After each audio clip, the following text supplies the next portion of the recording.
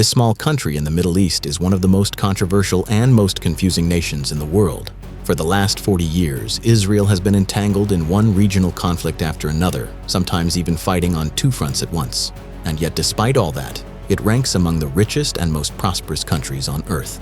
In 2023, Israel's GDP per capita stood at around $52,000, far higher than the combined average of all its neighboring countries. That figure puts it on par with some of the wealthiest nations in Europe. So the question naturally arises, how is that even possible? Normally, when a country is trapped in constant war or conflict, its economy collapses. War means destruction, drained resources, and halted growth. But in Israel's case, the exact opposite seems to be happening. Even when the conflict in Gaza escalated, the Tel Aviv Stock Exchange surged by 22%, reaching record highs. So what exactly makes Israel so different from the rest? The first and most obvious factor is support from the United States. Since the late 1960s, America has provided Israel with more than $251 billion in military and economic assistance. Just last year alone, over half of all U.S. foreign aid went directly to Israel. But it's not just about money. The diplomatic shield provided by the U.S. is equally vital. Whenever the United Nations proposes a sanction or resolution against Israel, the U.S. often steps in to block it. Without this protection, Israel could face economic losses worth billions of dollars each year. The picture is clear. Israel can manage its own defense capabilities, but without America's diplomatic backing, it couldn't operate this way. However, U.S. support isn't the whole story. Israel's economy itself is built in a way that allows it to thrive even under wartime conditions. Ever since Israel was founded in 1948, its defense industry has been an integral part of its economy. Over the decades, it has become one of the world's leading exporters of military technology. Today, 3 of the world's top 40 defense companies are based in Israel. In 2023 alone, Israel recorded $13 billion in defense exports. But this success comes with a heavy price. Military spending now consumes nearly 10% of Israel's GDP. With so much money flowing into defense, it's inevitable that public finances come under pressure. Politics has made this economic balance even more complicated. Benjamin Netanyahu, once celebrated for his economic reforms, now avoids cutting subsidies for ultra-Orthodox communities or funding for religious schools because his political alliances depend on those very groups. There's an unwritten social contract in Israel. Citizens tolerate the burden of ongoing conflict as long as their prosperity and social services remain intact. But the question is, how long can this balance last? To truly understand Israel's story, we have to look back at its history. When the nation was created in 1948, it had to fight for its survival from day one. Surrounded by hostile neighbors and constant military threats, Israel's economy at the time was largely agrarian and government-controlled. But the overwhelming need for defense meant few resources were left for other sectors. The Six-Day War in 1967 and the Yom Kippur War in 1973 shook the country to its core. Yet each conflict pushed Israel to develop more advanced military and technological capabilities. By the 1980s, Israel faced a severe economic crisis, but that crisis became the turning point that shaped modern Israel. The government began privatizing state industries, attracting foreign investment, and shifting focus toward high-tech sectors, laying the foundation for the innovative, resilient economy we see today. Israel's Western-aligned image has worked greatly to its advantage. The United States and Europe viewed it as a stable and democratic partner, and soon, a wave of foreign investment began pouring in.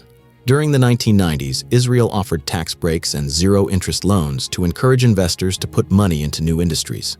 Major global corporations like Intel and Google established research centers there, gradually transforming Israel into a global tech hub. But this wasn't just about economic growth. It was about survival. Constant security threats made technological advancement a necessity, not a choice. The people of Israel are its greatest strength. The country spends around 5% of its GDP on research and development, twice as much as the United States.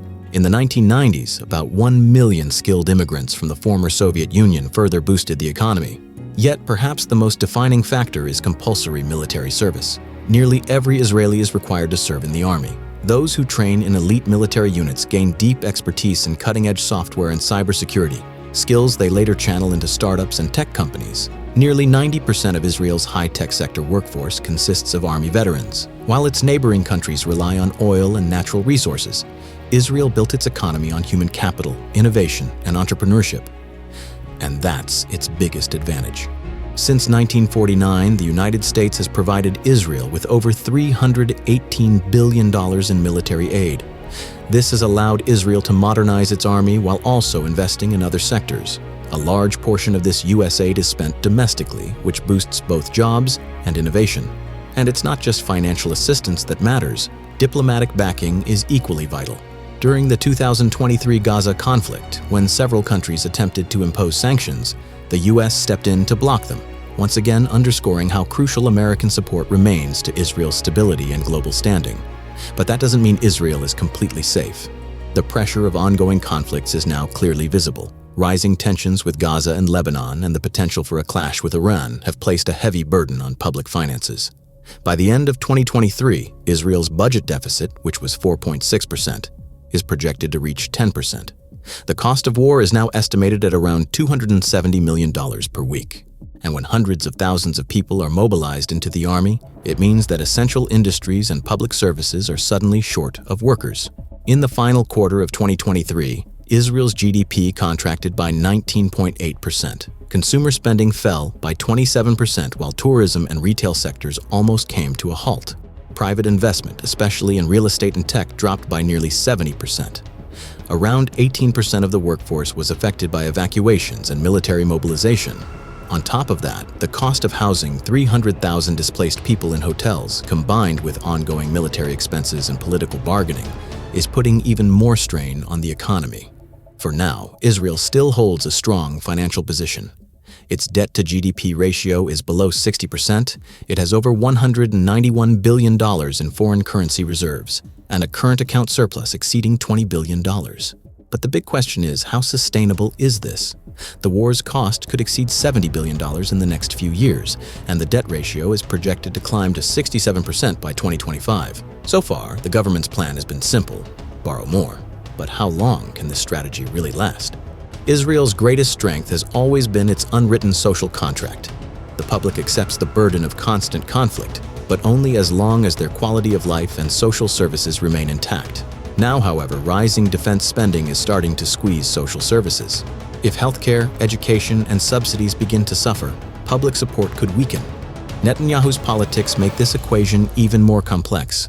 Subsidies for ultra-Orthodox communities and funding for religious schools remain untouched because coalition politics demand it. But that means the rest of the population must bear a heavier burden, and that's exactly where the social contract could begin to crack. So the real question now is this model sustainable? Rising defense spending is hollowing out public finances, political compromises are blocking reforms, and there's heavy dependence on external aid. If U.S. support ever weakens, Israel's economy will feel the impact immediately. And with regional instability in Lebanon, Iran, and Gaza, creating constant uncertainty, the challenge only deepens. History shows that Israel has always managed to bounce back. But this time, bouncing back may not be so easy. So, the real question is, can Israel maintain this balance? On one side lies its extraordinary resilience, a global tech powerhouse, strong human capital, and unwavering U.S. support. On the other side are rising costs, fragile politics, and the growing strain on its social contract. If the government can take unpopular but necessary decisions, like cutting wasteful spending and addressing low labor participation, Israel might weather the storm. But if compromises and borrowing remain the core strategy, its long-term sustainability could be in serious danger. Israel's story is far from simple. It is a nation that has turned conflict from a curse into a catalyst for growth. Since 1948, every war has made it more resilient, and every crisis has made it more innovative. But now, as both conflicts and costs continue to rise, the ultimate test is this: can this model still work in the future?